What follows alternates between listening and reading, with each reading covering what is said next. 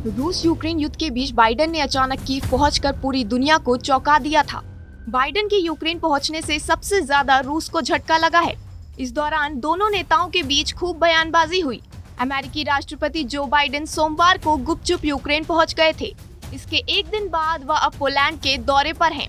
यहाँ बाइडेन ने पोलैंड की धरती से रूस और राष्ट्रपति पुतिन पर जमकर निशाना साधा है।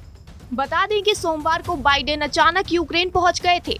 आधुनिक इतिहास में ऐसा पहली बार देखने को मिला है जब किसी अमेरिकी राष्ट्रपति ने वॉर एरिया का दौरा किया हो।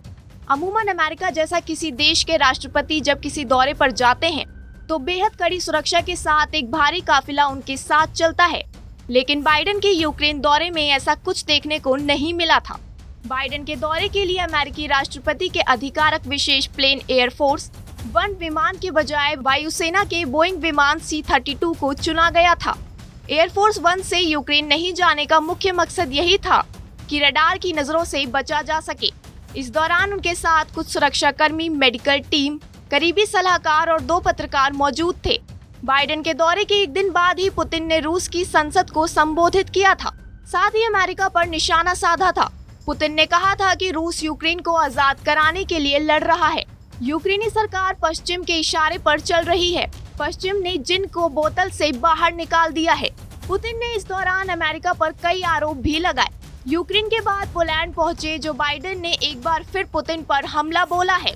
बाइडेन ने कहा, रूस ने यह सोचकर यूक्रेन पर हमला किया था कि वह आसानी से जीत जाएगा और नाटो बिखर जाएगा। पुतिन समझते थे कि वह बहुत ताकतवर हैं, लेकिन रूस ने अमेरिका के फौलादी इरादे को देख लिया है और वह समझ गए हैं कि यूक्रेन के साथ नाटो देश अब मजबूती के साथ खड़े हो गए हैं। बाइडेन ने आगे कहा कि यूक्रेन के साथ हम खड़े हैं, हम लोकतंत्र के लिए खड़े हुए हैं, हम संप्रभुता के लिए खड़े हुए हैं, यूक्रेन के लोगों के लिए खड़े हैं, हम ज़ेलेंस्की और कीव के लिए खड़े हुए हैं, फिर चाहे कुछ भी हो जाए। बता दें, यूक्रेन युद्ध के 1 साल पूरे होने वाले हैं। ऐसा माना जा रहा है कि 24 फरवरी को रूस यूक्रेन पर कोई बड़ा हमला कर सकता है। इस युद्ध में अब तक दोनों तरफ से तकरीबन 2 लाख सैनिकों की मौत हो चुकी है। पूरी दुनिया को इस युद्ध की कीमत चुकानी पड़ रही है। ये कीमत अब करीब 32 लाख करोड़ रुपए यानी $4 ट्रिलियन तक पहुंच चुकी है। यूक्रेन को सबसे ज्यादा खामियाजा भुगतना पड़ा है। यूक्रेन को युद्ध की वजह से $1 ट्रिलियन यानी करीब 8 लाख करोड़ रुपए का नुकसान हो चुका है। दूसरी तरफ रूस अब तक युद्ध में करीब 8,000 अरब रुपए फूंक चुका है। युद्ध की वजह से पूरी दुनिया पर करीब 24 लाख करोड़ रुपए यानी $3 ट्रिलियन का बोझ पड़ा है या नुकसान झेलना पड़ा है।